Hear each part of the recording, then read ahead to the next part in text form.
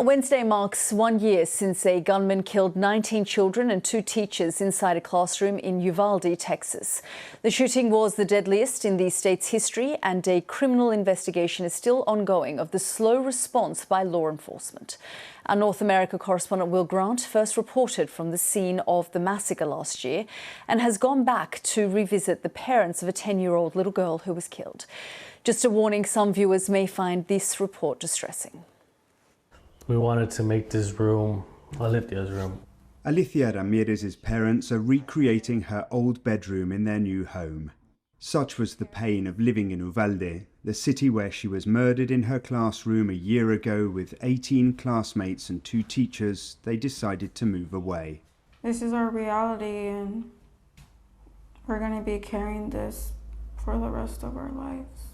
The memories of their vivacious daughter are everywhere, and anything can transport them to that awful, heartbreaking day.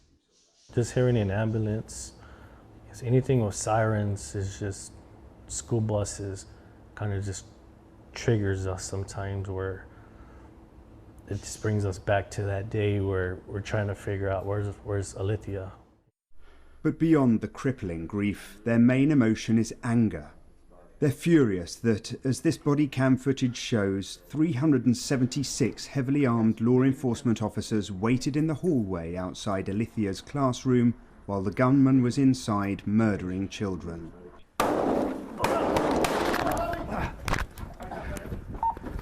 Worst of all, children inside the classroom had called 911 and were on the phone to police dispatch.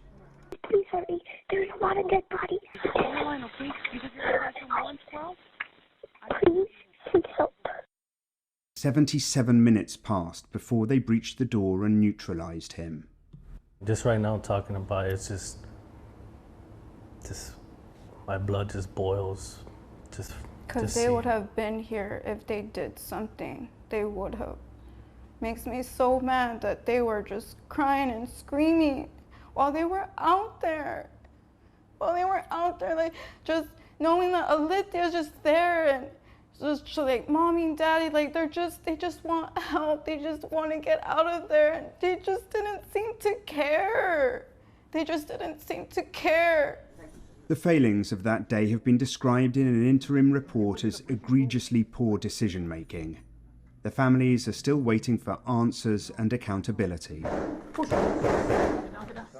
Do you feel, Mayor, that anyone will ever be held accountable for the mistakes that were made a year ago? It's been a bunch of BS, and we've been a year, and we're still waiting for answers that we are. And as soon as we have our report, which should have been done, but it's not, then I can promise you whatever action that we need to take, we will take. The town's memorial was put up in the wake of the attack, when there was no space for more flowers at the school. A year on, it's a constant reminder that Uvalde has been through the worst possible experience in modern America.